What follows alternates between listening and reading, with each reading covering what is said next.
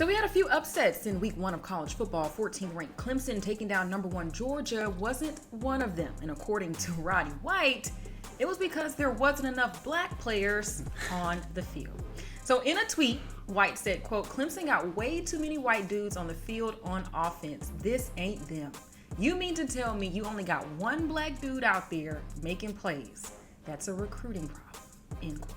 Rodney, what do you make of this?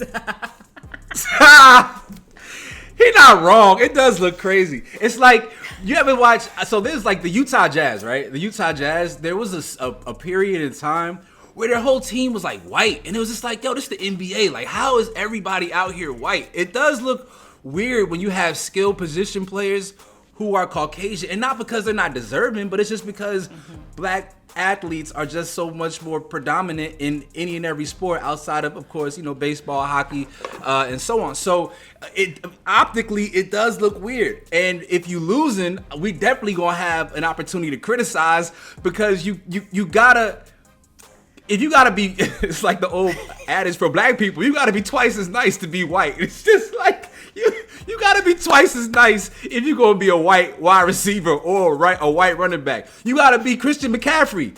You can't be an average white receiver, because now I'm wondering what's happening here. What are we doing? So Roddy White is not wrong. I'm gonna stop here because I don't want to go too left. Yes. What are your thoughts? What are your thoughts about this? It was one of those things. It's like, Roddy, you can't say that. Like, you may think it, but you can't say it. You definitely can't tweet it, sir.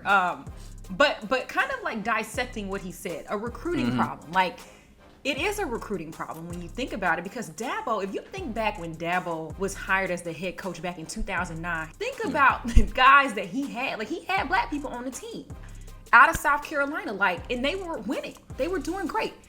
He doesn't want to embrace NIL, right? So he says it's not the traditional NIL that they're doing. It's in God's name, image, and likeness. And they're not paying to play or paying for play. They're rewarding guys that are on the team with those NIL opportunities. These dudes ain't trying to hear that.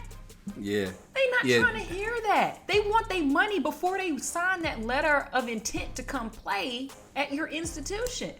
Talk about it. Dabo signed a 10-year, $115 million contract, and he has a problem with his players being paid.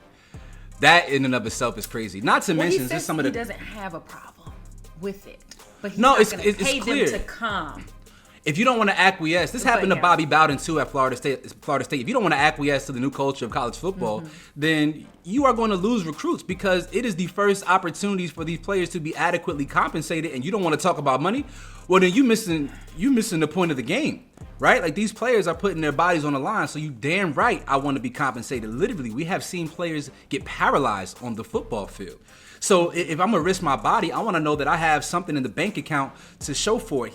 Dabo has had this holier than thou approach to the game as of late, right? Like, he doesn't really want to participate in NIL. He refuses to take part in the transfer portal. In the history of his time at Clemson, he has had 3 transfers. He has 0 transfers on this roster this year. 2024.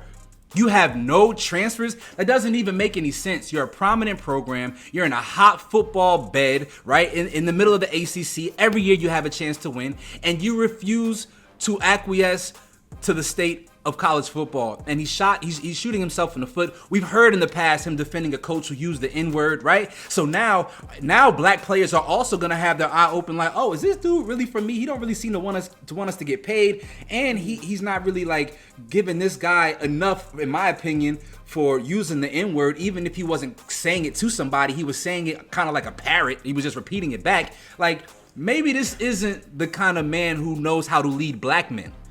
And that is why he has white skilled players at this point. He's probably just going to have to pull a Nick Saban and just retire, because where are you going to go at this point if you're not willing to embrace NIL and paying to play? Like, it's just, you're not going to get the top players if you're not writing a check. I got an idea. How about Dabo Swinney go coach at BYU? If you want to be a God-based football program, you go get you a team of virgins, okay, where NIL is not the most important thing. It's about purity, okay? You can have an all-white uniform, BYU, and you can go be in the middle of Utah and chill out, okay? But in South Carolina, brothers need compensation. That's a form of slave state. Pay the people, pay them players, okay? Especially if you. I think he should do that. That would be. Listen, that's a great cultural fit. He doesn't have high expectations of winning. If you get 6-7 wins, you good over there. It's not. What are they, independent? No, I think they actually are now. I think they're in a conference. They're in a conference now? Yeah, I think so.